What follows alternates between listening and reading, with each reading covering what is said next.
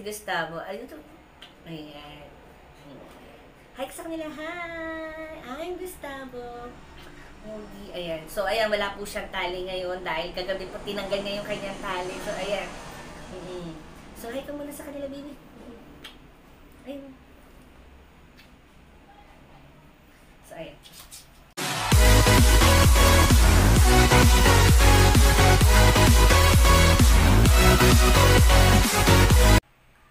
Hi sis! Welcome back to our channel for today's video mga kasis. So, andito na yung ating in-order sa Lazada mga kasis. Dahil nga, pagkakaalam ko, nag-iisang diaper na lang yung naiwan. So, dali-dali kagad ako umorder ng Kali diaper.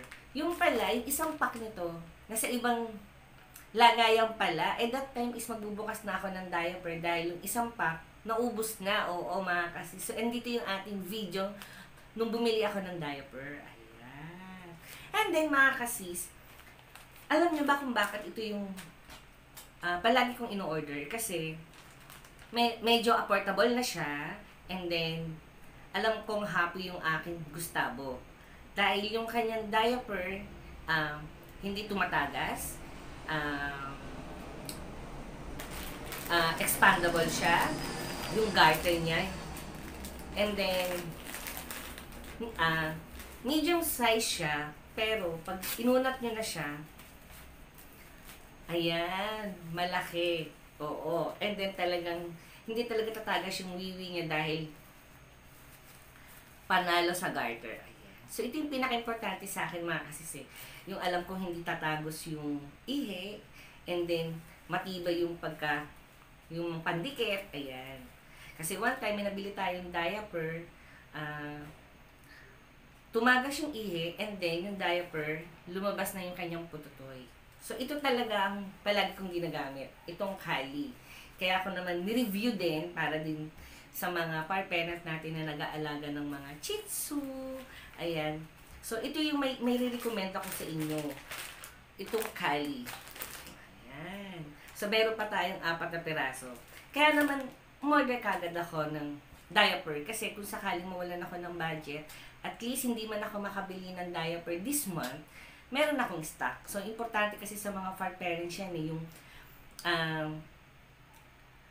bago maubos yung mga diaper, meron ka nang naka-reserva. O ganun ako mga sis. And then, bago ko siya i-diaper sa gabi, nag-wipes pa kami, pinupunasan ko pa siya ng wipes, and then yung kanyang diaper tatanggalin namin ng 8 PM ng gabi, and then iwa-wipes natin yung kanyang pututoy para presko naman. And then mga around 11 PM ko na siya ida-diaper para kahit papaano mahanginan yung kanyang pututoy at hindi mangamoy panghi. Oh.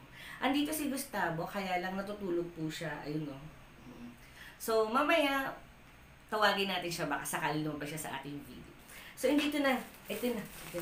And then, mga kasisa, yung ating diaper, kung saan ako mo-order, ipa-flash ko rin dito. Dahil nga, regular customer niya ako, hindi na ako naghanap ng iba pang mga ibang outlet. So, sa kanya na ako kagad nagda-direct. And then, mga kasisa, dati kasi mo-order lang ako mga dalawa-dalawa. Siyempre, minsan, free shipping na yun. So, ginagawa ko ng 3.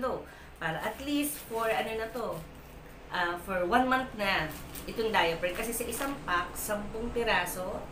Oo, 10 piraso to. So, ito, pang isang buwan niya na to.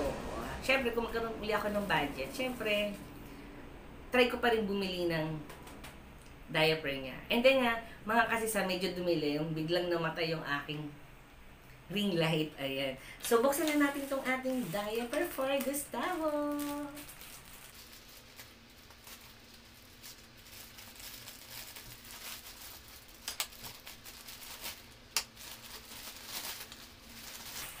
So, ayan. 3 yung aking in-order. And then, mga kasisa, ang size ng kanyang diaper is medium size. So, ito talaga. So, meron na tayong 3 diaper for Gustavo. Ayan. Hi! So, ayan. Dito na si Gustavo. Ayun to. Ayan. Hi sa kanila. Hi! I'm Gustavo. Ayan. So, ayan, wala po siyang tali ngayon dahil kagabi po tinanggal niya yung kanyang tali. So, ayan. So, hi ka muna sa kanila, baby. Ayun. ayan. So, ayan mga kasis, maraming salamat. Sinamahan niyo ako sa ating unboxing, sa ating Kylie diaper. So, ayan mga kasis, maraming salamat. So, don't forget to like and subscribe.